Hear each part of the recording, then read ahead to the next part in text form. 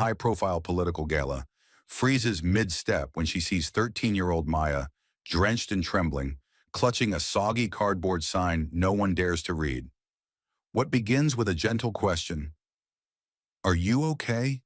spirals into a gripping three-day fight to save a dying dog and protect the only thing Maya has left, hope. In a city of 700,000, two strangers collide, and one act of compassion could shake the entire system to its core. What will become of Maya and her dog when the world only watches from behind glass? Stay with us. This is a story worth every second of your time. Washington, D.C. didn't sleep. At 10 p.m., the Capitol pulsed with power beneath the marble shadows of its monuments. Black SUVs rolled past lit government buildings, engines humming like quiet threats. On the corner of Pennsylvania Avenue, a private dinner had just wrapped inside the Hamilton, a sanctuary for lobbyists, donors, and those who moved legislation with whispers and wine. Congresswoman Jasmine Crockett, clad in a slate-black suit that matched her reputation for sharp words and sharper instincts, stepped out beneath the gold-trimmed awning. Cameras had stopped flashing. Her driver opened the door. Then she froze. Just 6 feet away on the rain-slicked sidewalk sat a girl, small, soaked, and silent. Her frame curled inward, clutching a handwritten sign that was smudged beyond recognition. No one looked at her. Not one of the powerful guests who had just spoken about opportunity for all. They stepped over her like she was a stain on the street. Jasmine didn't move. The air shifted. There was something unbearable in the girl's posture. Not just cold or hunger, but resignation, like she'd already accepted the world had no use for her. A passing couple tightened their coats and sped up their steps. One man muttered, "Another one," as if homeless children were weeds on the Capitol lawn. Jasmine's heart pounded, but not from fear. It was rage. This city spent billions on optics, while this child sat invisible outside a building serving $300 steaks. And still, the girl didn't beg. She didn't even raise her eyes until Jasmine stepped closer. In that one glance, Jasmine saw everything: exhaustion, loss, defiance. It was the look of someone too young to give up but too battered to believe. She knelt slowly, ignoring her silk pants and the rain-soaked pavement. "Are you okay?" she asked, her voice calm but firm, like a hand reaching into a fire, unsure if she'd pull out ash or a flicker of something still alive. And in that exact moment, surrounded by men in $1,000 suits and women wrapped in silk and influence, Jasmine Crockett, battle-hardened from the halls of Congress, chose not to move up the ladder of power, but to step down into the rain, into the silence, into the story no one else dared to notice. The girl didn't speak, not right away. Her shoulders trembled beneath her damp hoodie, not from cold, but from the weight of something she was clearly carrying alone. She glanced at Jasmine, then quickly looked away, as if ashamed to have been seen. The street behind them throbbed with life, headlights streaking past, snippets of laughter from drunk lobbyists down the block, a siren howling somewhere in the distance. But here, on this sliver of wet concrete, everything had slowed. Jasmine crouched lower, still meeting the girl's eye level, her breath rising in steady puffs against the night air. Finally, after an excruciating pause, the girl's lips parted. Her voice was paper-thin, dry and trembling. "I need help, but I can't say it out here." Her eyes weren't scared. They were calculating, watching, measuring. Not if Jasmine was safe, but whether the world she represented could be trusted with truth. Jasmine recognized that look. It was the same one she'd worn the night she stood up to a system that told her to sit down. This wasn't a child begging. This was someone resisting surrender. Without a word, Jasmine extended her hand. Not a politician's handshake, a gesture of quiet urgency, the kind you only offer when you know the next few minutes might matter for the rest of someone's life.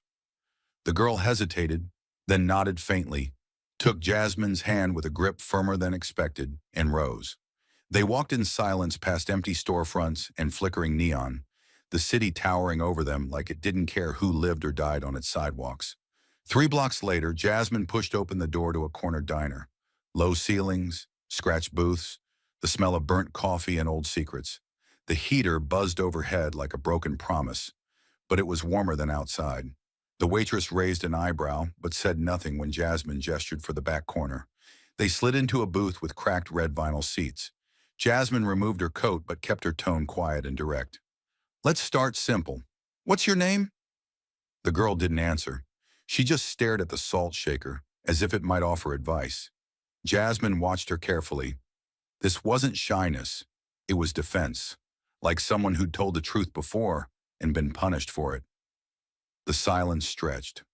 Finally, Jasmine softened her voice, not to coax, but to level the field. You said you didn't run away to hide, she said. You said you ran to save someone. The girl's fingers tightened around the edge of the table. She looked up. No more wavering. Yeah, she said, but he's not who you think. Jasmine leaned in, her voice barely above a breath. Then tell me. The girl drew a slow inhale. Her voice didn't shake this time. I ran to save my little brother, she said, and then paused. But he's not human. Jasmine didn't flinch, but something deep inside her stilled. The girl's words weren't just a twist. They were a wound, freshly reopened. And Jasmine, who had faced senators, billionaires, and the brutality of televised hearings, suddenly found herself face to face with something far more disarming. Quiet, lived truth.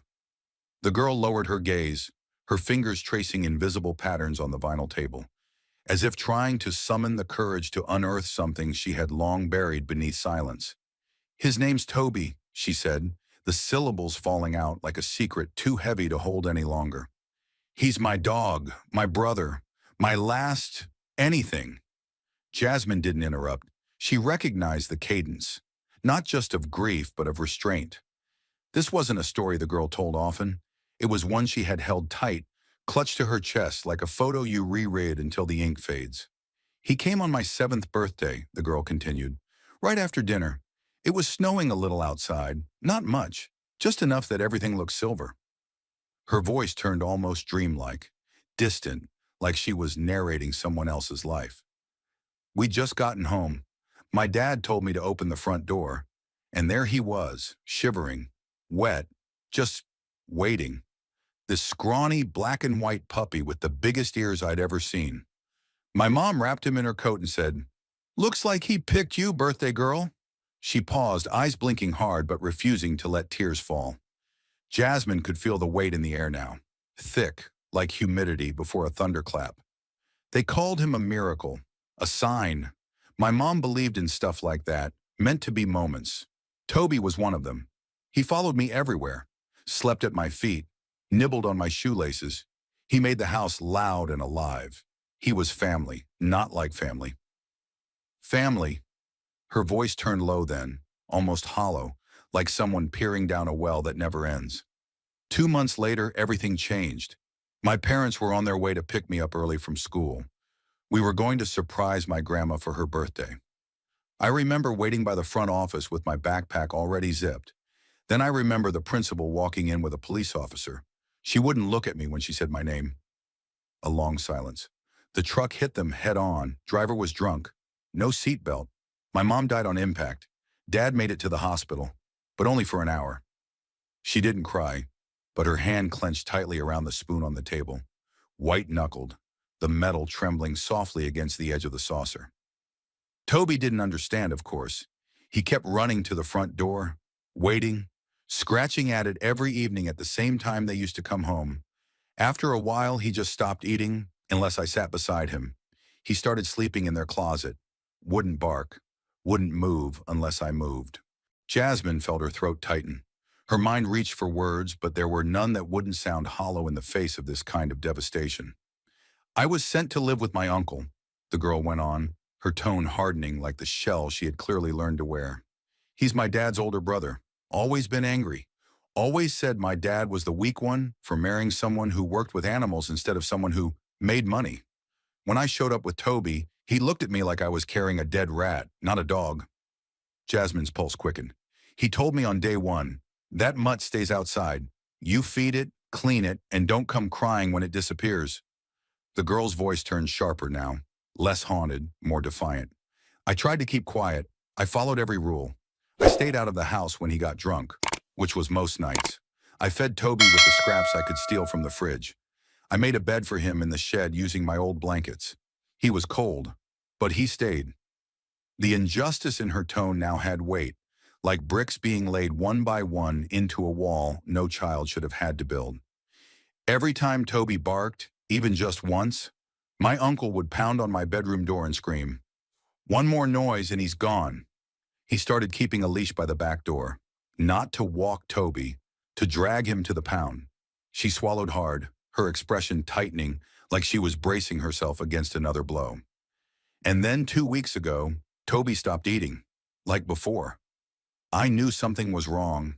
He wasn't barking, wasn't walking right. He was shaking, dry heaving. I tried giving him rice, broth. Nothing worked. Then he started vomiting. Yellow stuff. Then blood. She finally looked up, straight into Jasmine's eyes, and her voice, though soft, was the strongest it had been all night. My mom used to be a vet tech. She always said, when an animal stops eating, pay attention. When they start throwing up and getting weak, it might be a blockage. Could be fatal. I remembered that. Jasmine leaned in, breath caught. I told my uncle, begged him to take us to a vet. You know what he said? The girl gave a dry laugh without any humor. It's a dog, not a child. Let it die. Problem solved. Her fingers trembled again, this time from suppressed rage, not fear. So I waited until he passed out, took Toby, took my backpack, and ran. She exhaled sharply, as if saying it out loud confirmed that she really had crossed the line of no return. We slept under a bridge the first night. I had a towel from school and a bottle of water. I held Toby against my chest and tried to keep him warm. I thought I'd find a free clinic. I thought someone might help. But everywhere I went, they wanted money, paperwork, proof of ownership. I have none of that. Just memories. The weight of those final 2 words, just memories, landed hard. Jasmine didn't realize her own hands had curled into fists until her nails dug into her palm. She'd faced down CEOs who stole from veterans, judges who traded justice for favors, and lobbyists who lied through bleached smiles.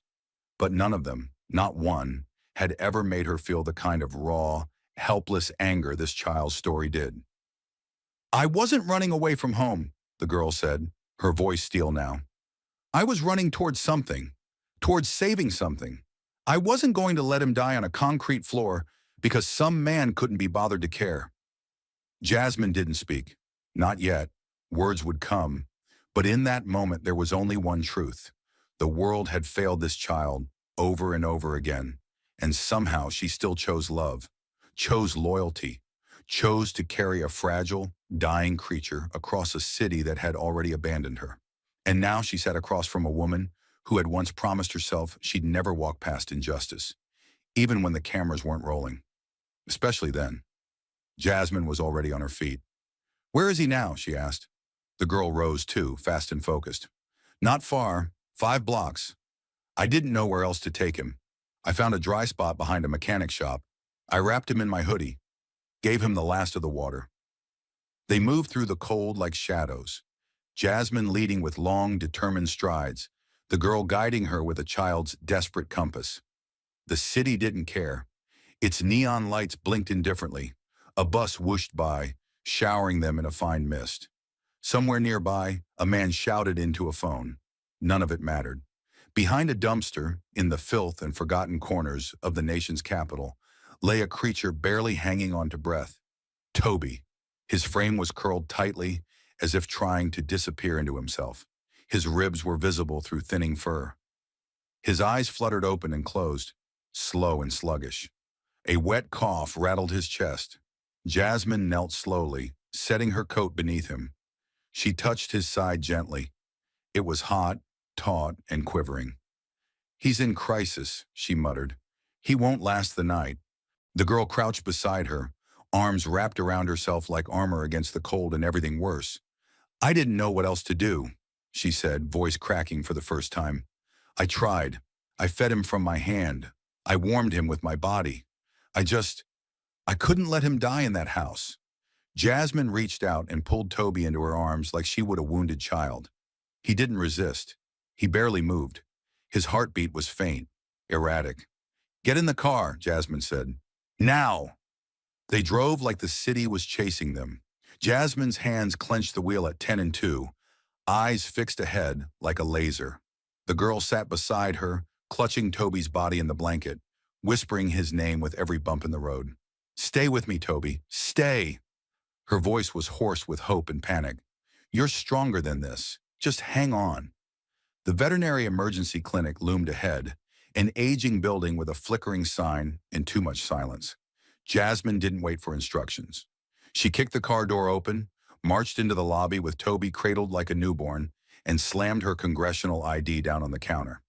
"He needs surgery," she said, voice like steel. "Now!" The receptionist blinked in stunned silence. Jasmine didn't wait for her to respond. "This dog is dying. Internal obstruction, probable sepsis. And if you make us wait for intake paperwork or a deposit, I'll shut this entire place down by morning." The words weren't a threat.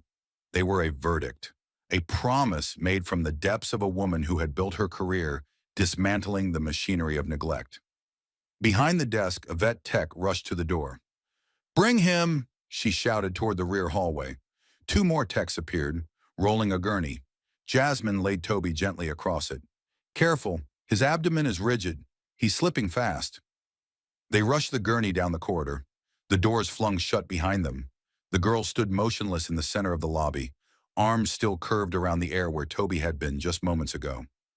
"I don't know if I waited too long," she said quietly. Jasmine turned to her, placed a hand on her shoulder. Not soft, not coddling, but firm, resolute. "You didn't wait," she said. "You acted, when no one else would." The girl blinked, but she didn't speak.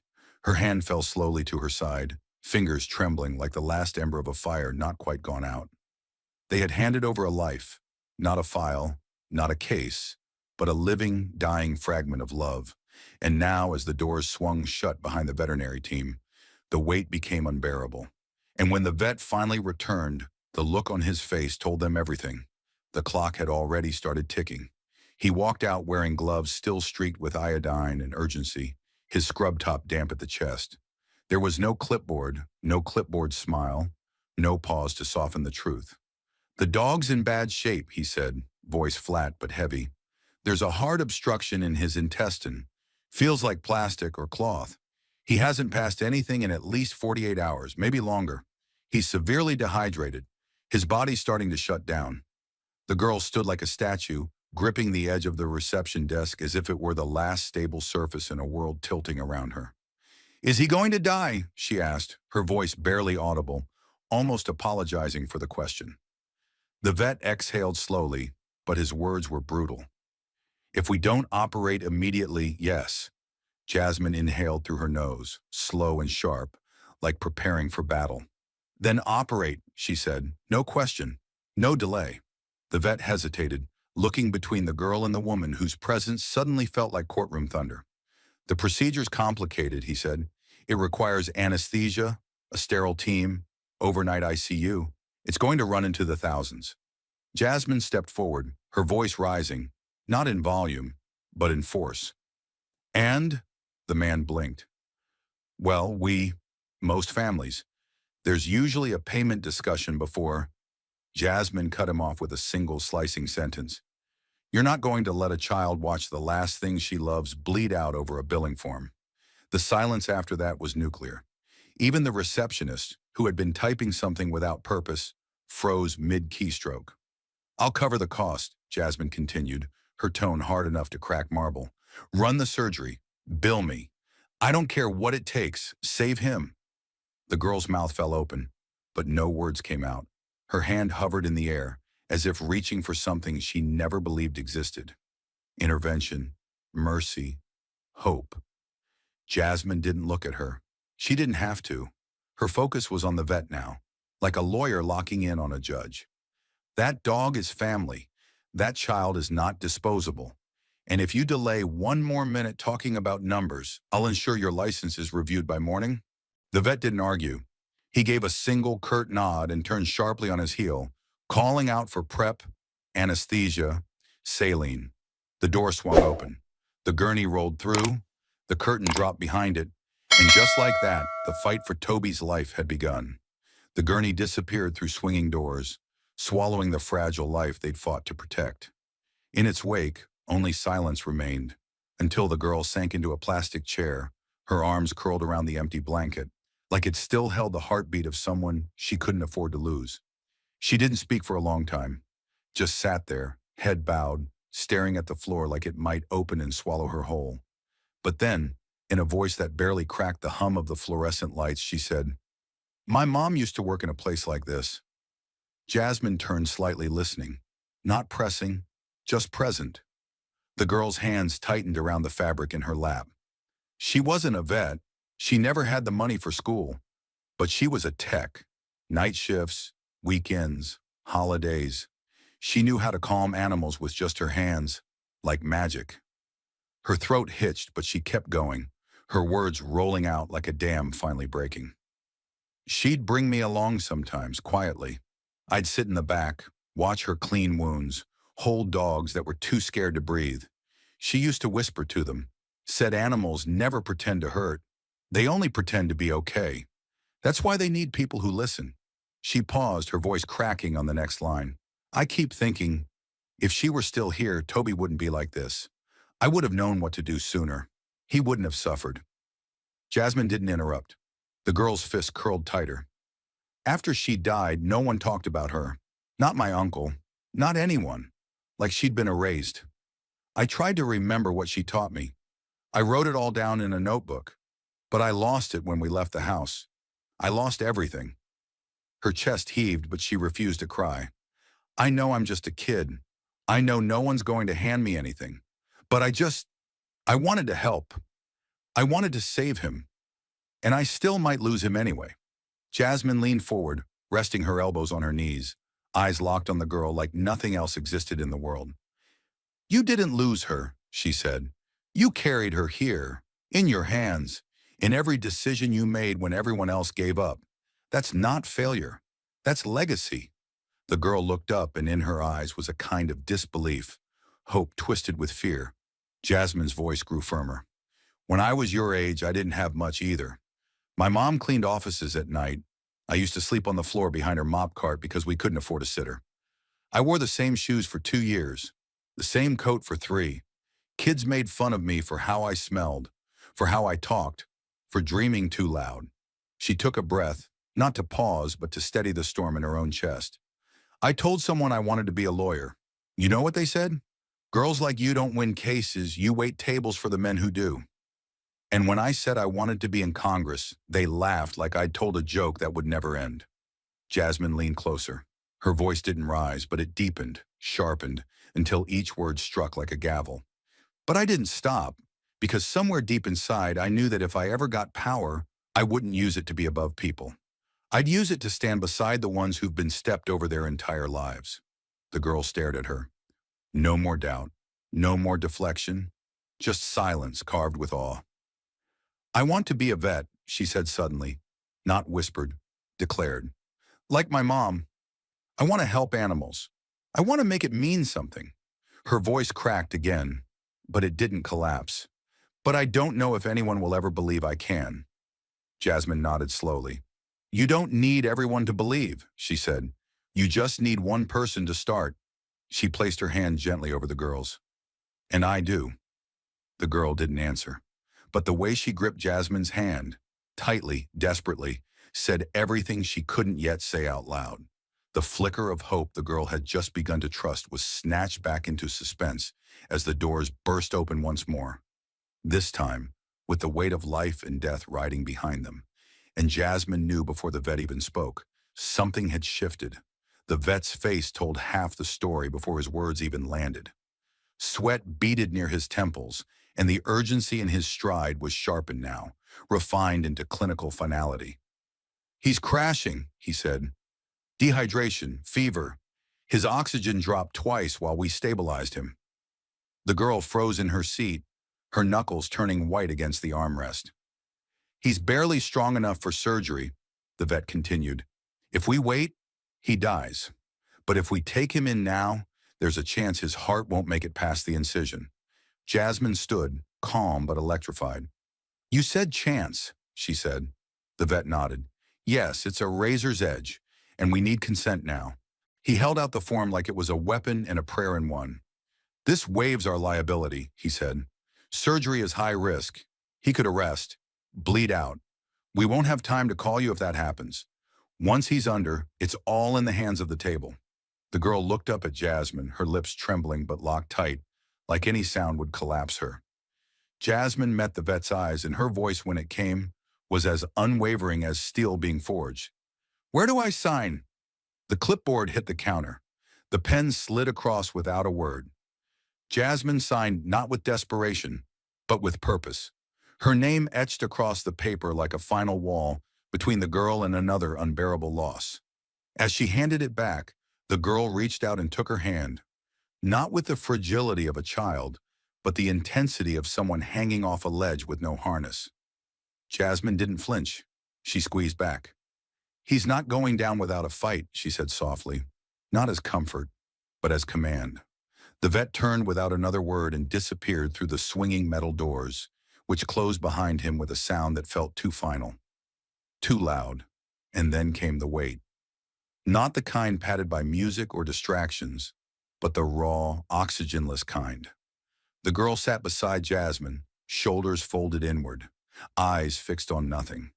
Every breath sounded too loud, too fast. The room was still, but her world was spinning. The hands of the clock on the far wall moved like a slow-motion pendulum, ticking in sync with her heartbeat, and each tick was a countdown she couldn't stop. A cough echoed down the hallway. A nurse passed through, didn't make eye contact. Jasmine stared ahead, unmoving, every fiber in her body alert, but calm, like the eye of a storm that refused to break. No one spoke. There was nothing to say. There was only time, and the impossible weight of waiting for it to end. Time had twisted itself into something cruel, each second heavier than the last, until the doors finally creaked open again, and the vet stepped out. This time he wasn't carrying fear. He was carrying something rarer, fragile, trembling, hope. He pulled off his gloves one finger at a time, his eyes scanning the room until they found the girl and settled there. He's alive, he said, and the words hit like oxygen. We found a blockage, thread, some kind of plastic tie, maybe from a toy or a food wrapper. It was coiled around itself, cutting off everything. His intestines were bruised, inflamed. He was minutes away from rupture. The girl blinked, slowly, as if afraid her ears had deceived her. But he made it? She asked, her voice almost inaudible. The vet nodded. He's still with us, but he's very weak. We've got him on fluids, antibiotics. He'll be in pain when he wakes up. It'll be 2 weeks before he's stable enough to go anywhere. And even then, he'll need care. Constant, gentle, no stress, no trauma. If we give him that, he has a real chance. The girl lowered her face into her hands, not crying, just folding, like her body had finally run out of ways to carry the fear. Jasmine stood beside her, one hand resting gently on her back. But before she could speak, the girl's voice broke through the quiet like a blade through silk. I can't take him home. Her words weren't dramatic. They were resigned, final. My uncle. He'll say this proves I can't be trusted, that I'm reckless, that I wasted everyone's time. She looked up and her eyes had changed. The terror was deeper now. He'll say I've made Toby weak, that I've ruined him, and then he'll tell me to choose, him or me. And I can't do that. Jasmine knelt, slowly, deliberately, so she could look the girl in the eye, not from above, but beside. You won't have to, she said, and her voice carried no hesitation, only steel. You're not going back there. Not now, not ever. The girl's breath caught. But I don't have anywhere else. Jasmine shook her head. You didn't, she said. Until tonight. The girl blinked hard, shoulders trembling. You don't get it, she whispered. Nobody ever keeps me. They take me because someone makes them. Foster parents, caseworkers, teachers. I'm just part of their job. Her fists clenched. They always act like they care, but then they give up. They always do. Jasmine's jaw tightened. I'm not them. She said it with such force that even the air between them seemed to pause. You fought to save Toby when you had nothing. No money, no backup, not even a safe place to sleep. And now it's my turn to fight for you. Her voice softened just slightly, but not her resolve. You saved his life. That matters. You matter. I will find somewhere safe. Somewhere real. Not another room with locked cabinets and people who forget your name after a week. A place that sees you. All of you. The girl didn't speak. Her lip quivered, but she held it tight. And then slowly, so slowly, she reached for Jasmine's hand and squeezed it like a thread pulled taut between despair and something she didn't yet know how to believe in. Belonging. She had made a promise. And in Jasmine Crockett's world, promises weren't made to comfort. They were made to be delivered, even if the system fought her every inch of the way. The fluorescent lights buzzed overhead as Jasmine stepped out into the hallway, her phone already in her hand like a drawn weapon. Her heels clicked against the linoleum floor with purpose, slicing through the sterile silence of the clinic like declarations in a courtroom. She didn't call a shelter. She didn't call child services. She called Ava Martinez, a woman who didn't blink at trauma, who didn't flinch from broken things. Ava ran a nonprofit in rural Maryland known as the Haven Line Project, a sanctuary for children with no one left and animals that had been thrown away twice over. Jasmine didn't waste time with greetings. She's 12, she said into the phone. Ran away to save her dog, slept in alleyways, watched him almost die in front of her, and she still walked into that clinic like a soldier. She doesn't need pity, she needs placement. Fast. There was silence on the other end. Jasmine knew Ava was already calculating personality, compatibility, crisis layers, grief density. Then her voice came low and unwavering.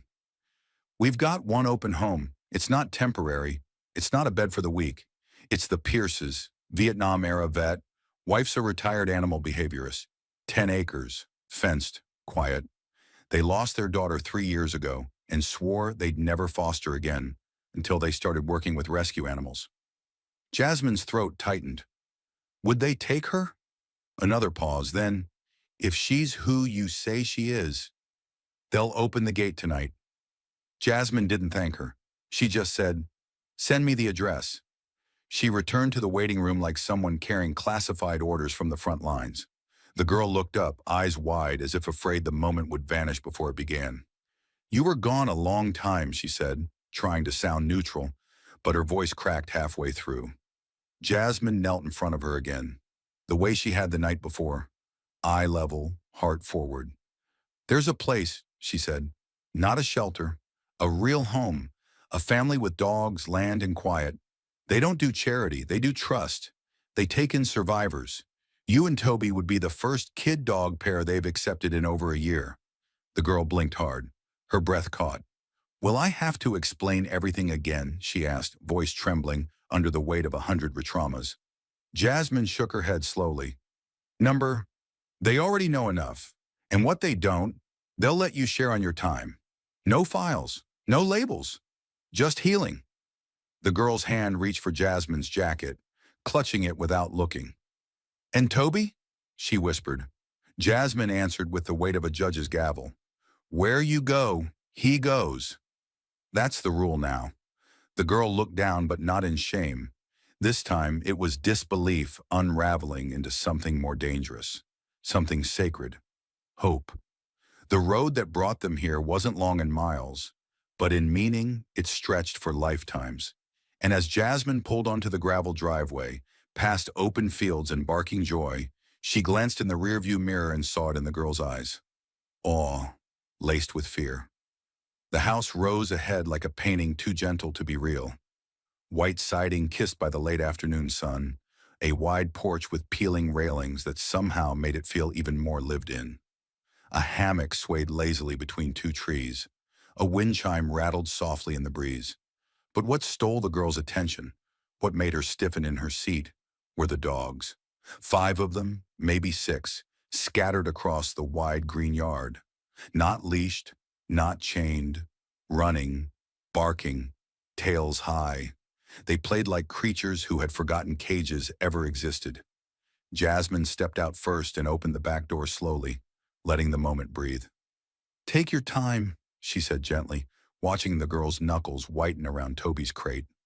The girl stepped out onto the gravel, each motion cautious, as if the ground might collapse if she moved too fast.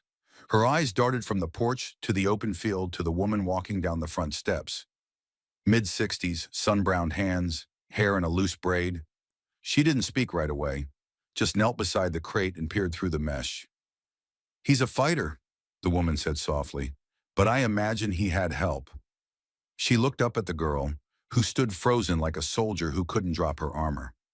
Then a man appeared in the doorway, quiet, built like a retired Marine with gentle eyes.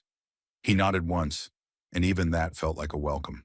The girl turned to Jasmine, her voice barely more than breath. "Is this really for me?" she asked, the words trembling with more than disbelief. They were laced with years of learned rejection. Jasmine didn't hesitate. She knelt beside her, looked her square in the eye. "Not everyone gets a second chance," she said, voice clear and unshakable. "But you didn't wait for one to fall into your lap. You fought for it. You bled for it. And now you've earned it." The girl blinked hard, her throat moving like she was trying to swallow a lifetime of doubt. She looked back at the porch, at the dogs, at the people who weren't reaching to fix her, just to receive her. Her grip on the crate loosened for the first time, and though she didn't say another word, she stepped forward. Some stories don't end with applause or headlines. They end quietly in moments no one else sees. 1 month later, Jasmine Crockett sat alone at her desk when one of those moments arrived, wrapped in a plain white envelope. It was late evening in her Capitol Hill office, the kind of late where even the janitors had gone home, and the only light came from a single desk lamp, casting soft gold across a pile of unresolved bills and unread memos. Jasmine sat unmoving, her back straight, eyes heavy from the day's political combat. But then, at the very top of her mail stack, she noticed something strange. An envelope, smaller than the rest, with her name handwritten in neat, hesitant strokes. There was no return address, just "To Ms. Crockett" in blue ink that looked like it had paused between each letter, as if unsure it belonged here. She opened it carefully as though the paper might tear more than its surface if rushed. Inside was a single photo, slightly curled at the edges. The image hit her like a slow-motion punch to the chest. It was the girl, standing in a barn lit by warm sunset, wearing a volunteer's vest 2 sizes too big, her name tag crooked but beaming. She was holding a water bowl, gently tilted toward a black and white dog lying on a hay bed beside her. Toby, now clearly gaining weight, his ears alert, eyes soft with the kind of trust that couldn't be faked. Behind them, wooden beams wrapped in string lights formed the shape of a heart. There was dirt on the girl's jeans, straw in her hair, but her smile was whole. Tucked behind the photo was a folded letter, handwritten in that same uncertain but determined hand. "Dear Ms. Crockett, I wasn't sure how to start this. I still don't. They say when someone saves your life, you never forget the sound of their voice. I don't remember all the words you said that night, but I remember how calm you were. Like even when I was breaking, you weren't. I didn't believe people like you stopped for people like me, but you did. You didn't walk by. You didn't tell me to call a number or go to a shelter. You sat down, you stayed, and because you stayed, I gotta stay alive. I feed rescue dogs now. I wash cages, I write down meds. I've memorized every dog's name here, and I tell Toby about each one before bed like stories. I still want to be a vet, but now I know I can be one. Not because I'm special, but because I was seen. Thank you for seeing me, for fighting for me like I mattered. I do now. Love." Jasmine didn't move for a long time. The office buzzed faintly with the sound of a distant hallway light and the slow tick of a clock that felt too loud in the silence. She stared at the letter like it was a mirror into a life she thought had already hardened beyond feeling. Then wordlessly, she folded the page with deliberate care, like she was closing something sacred, not shutting it away. She reached to her left, opened the drawer second from the bottom, the one she never let staff touch, and placed the letter inside. Next to the only photo she kept from her own childhood, a faded picture of her mother in scrubs, arms outstretched, standing in front of a South Dallas community clinic with a dog curled at her feet. It was the last time Jasmine saw her mother smile before cancer took her in the same hospital she once volunteered in. That photo had lived alone in the drawer for years.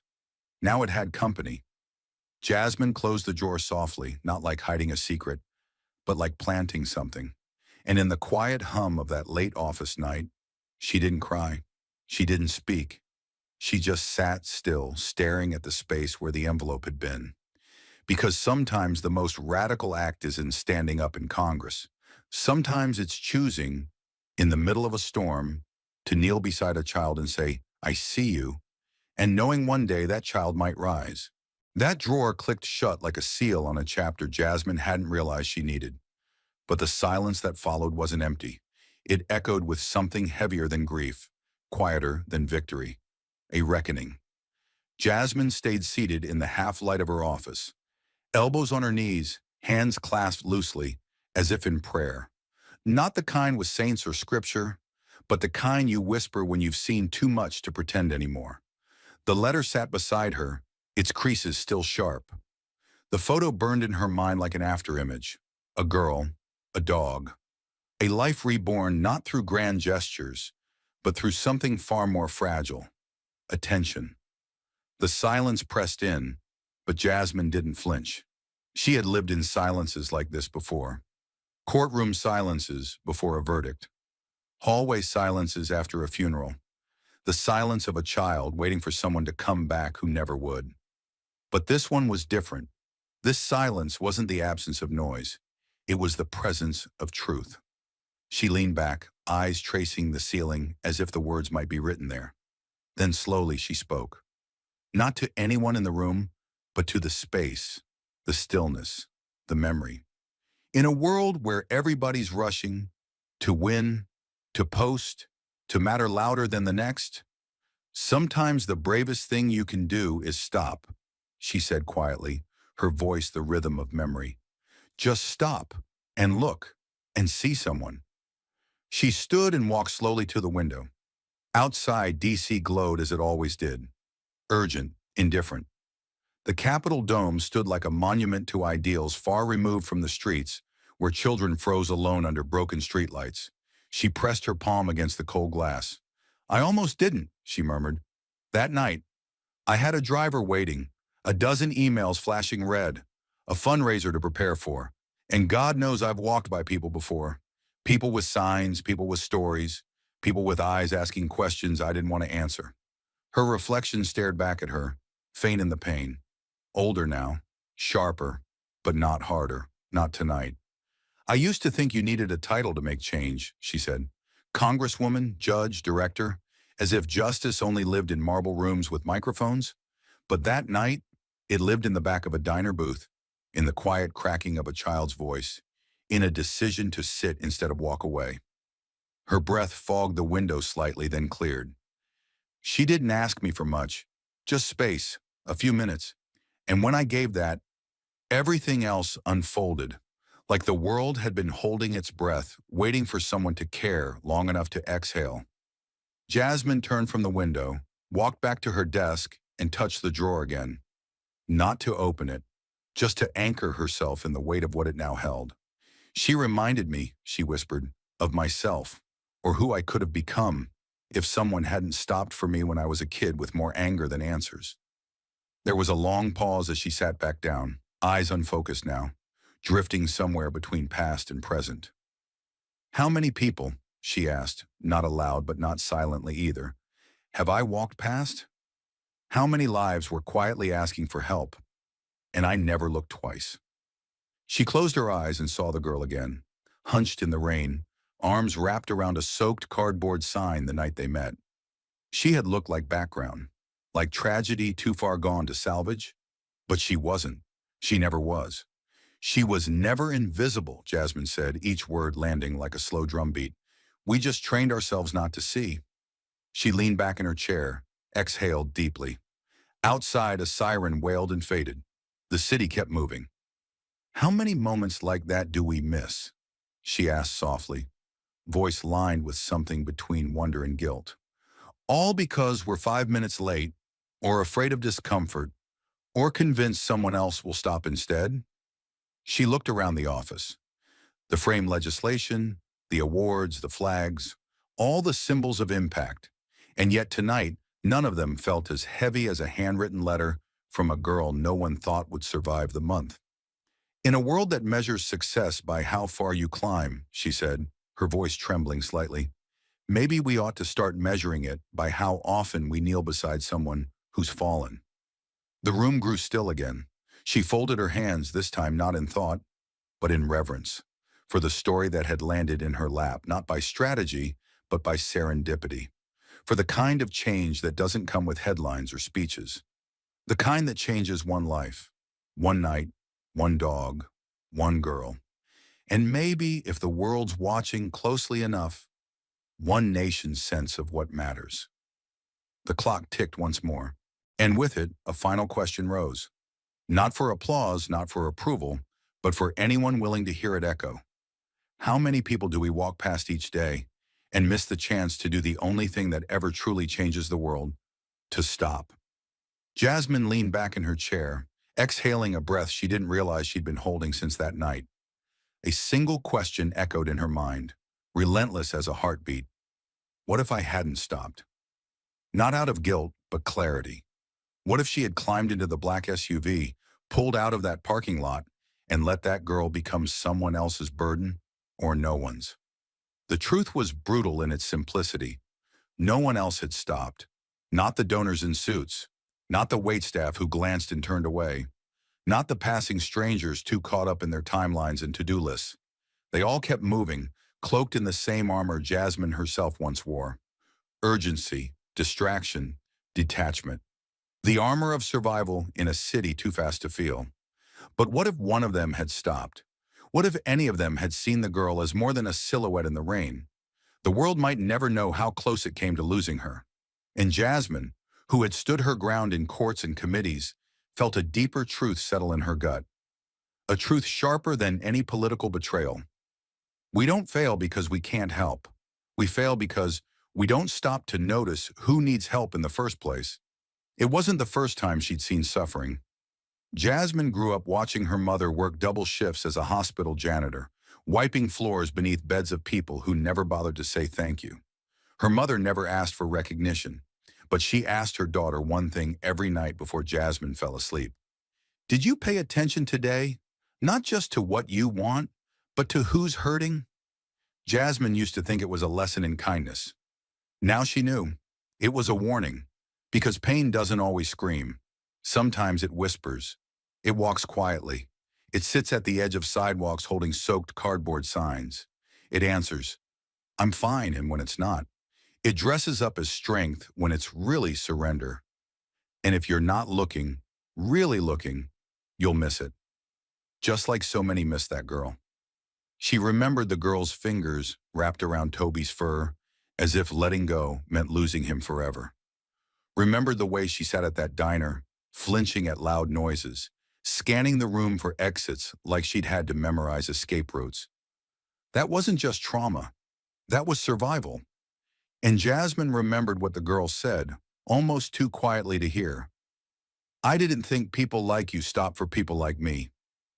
That sentence shattered her more than any courtroom defeat ever had.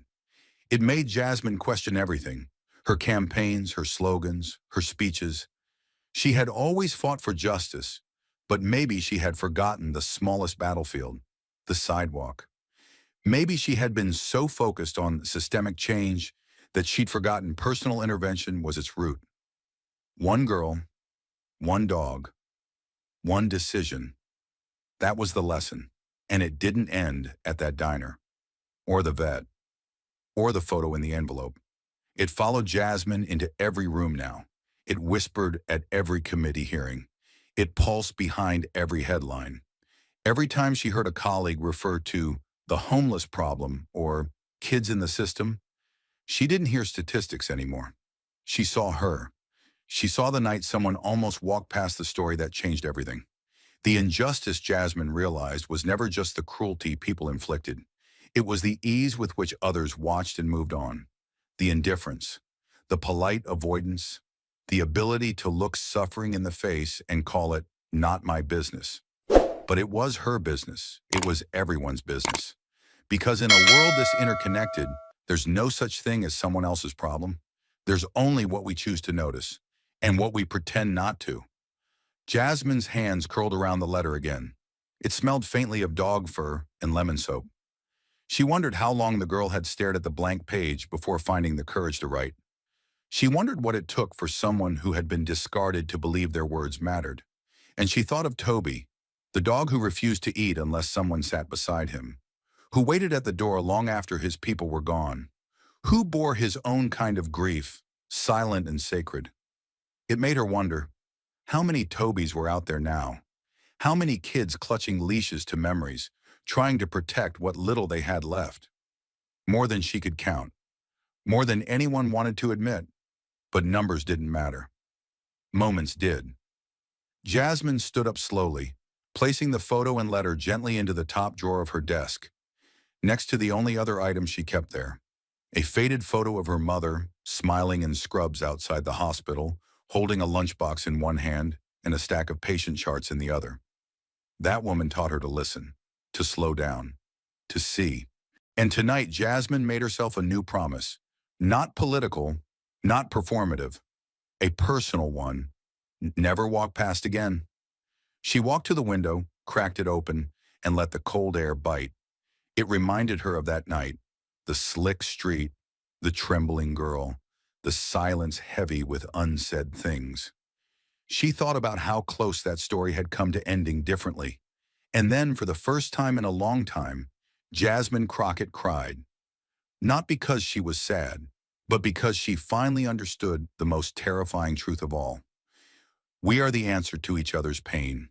No law, no government, just us, stopping, asking, staying. And in that truth, sharp, inconvenient, and beautiful, Jasmine found her clearest mission yet, to fight not just for the unheard, but for the unseen. Because sometimes the greatest revolution is simply refusing to keep walking. She stands at the window with the city glittering beneath her, like a constellation of unfinished stories.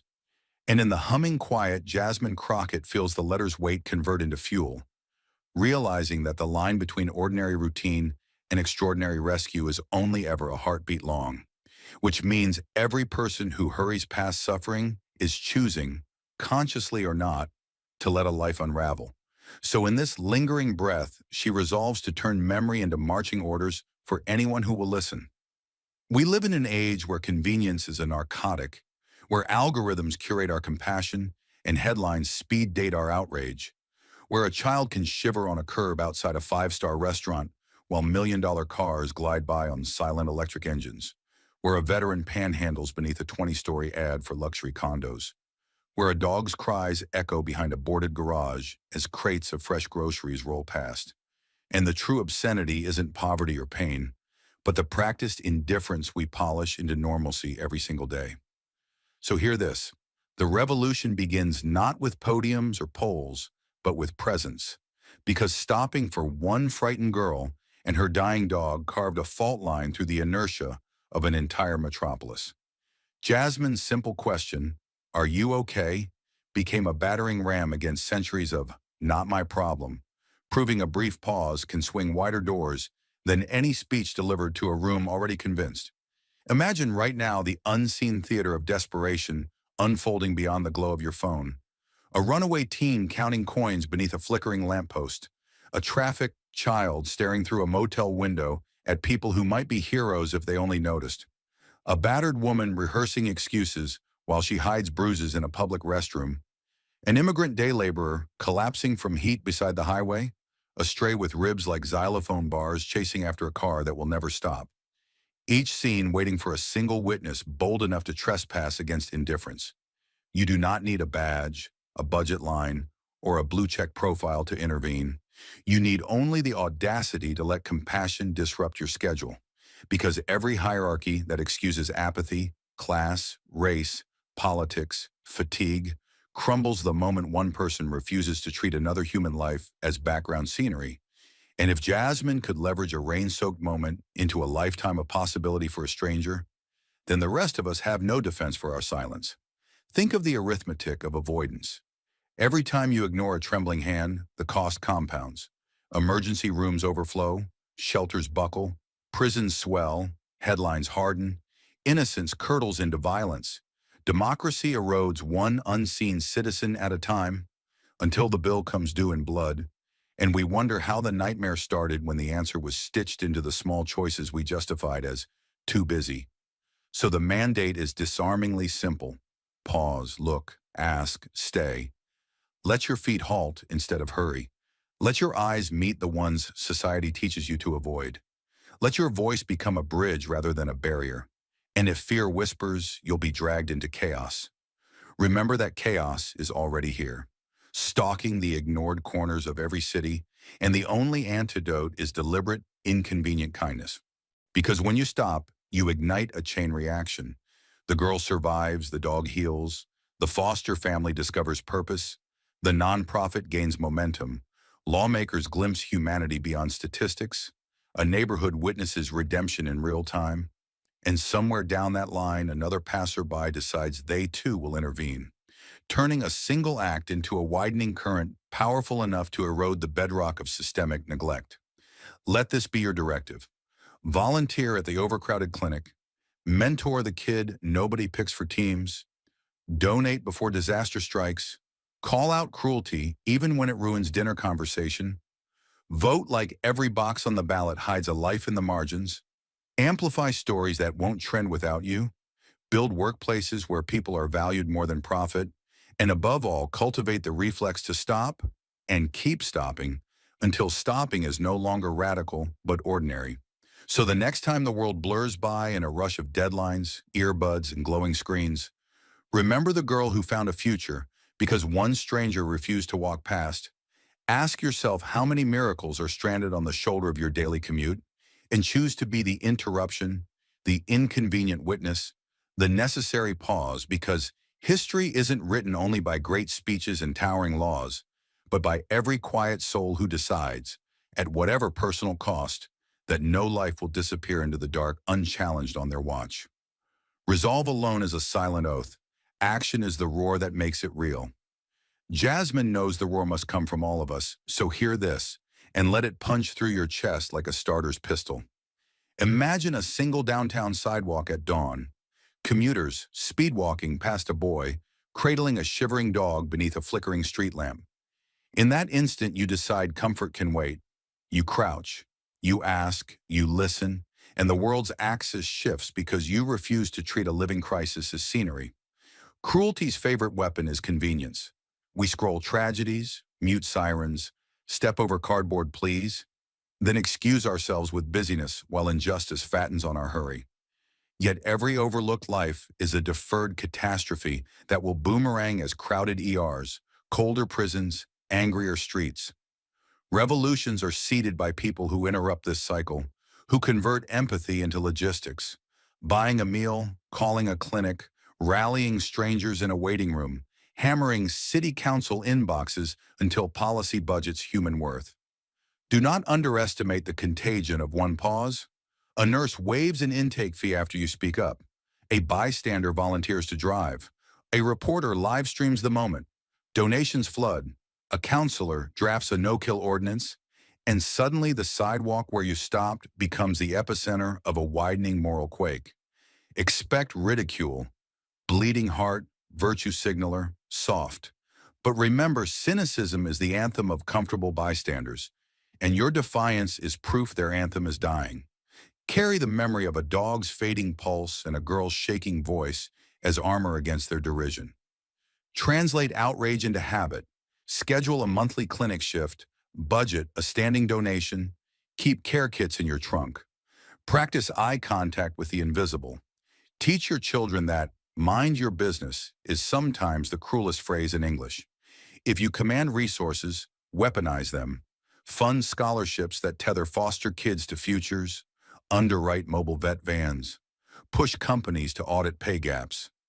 Remind legislators that budgets are moral manifestos. If you hold only stamina and sincerity, wield them like a crowbar, pry open conversations, break the locks of apathy, sit beside pain until it trusts relief. A sandwich offered with dignity can reroute a stranger's trajectory more decisively than 1,000 retweets. Let discomfort be your compass, compassion your fuel, imagination your map. Envision cities where bus stop ads match volunteers to real-time needs, where zoning laws bake kindness into blueprints, where school graduations require a year of service so that knowledge and empathy graduate together. You are the hinge between indifference and intervention, the thin red thread keeping another life from unraveling. And history will not remember how many errands you ran on schedule. It will echo with the names that breathe easier, because you were late for something unimportant, but right on time to change everything. Thank you for watching until this moment and for standing with us on this journey for justice. Your support means everything. Like, subscribe, and turn on notifications so you never miss what's next. And we'd love to hear your thoughts. Leave a comment below and let us know what moved you most in this story. Together, our voices make a difference.